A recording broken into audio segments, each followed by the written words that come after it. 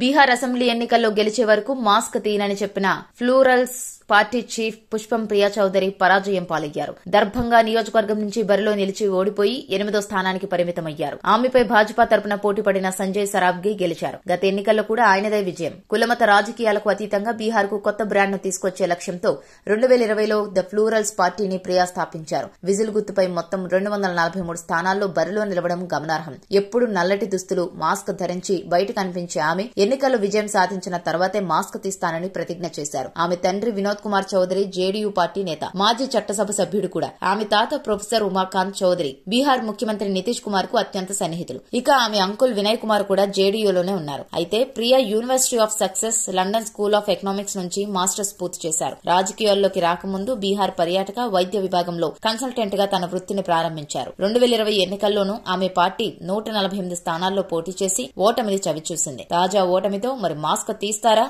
అని నెటిజన్లు కామెంట్లు పెడుతున్నారు.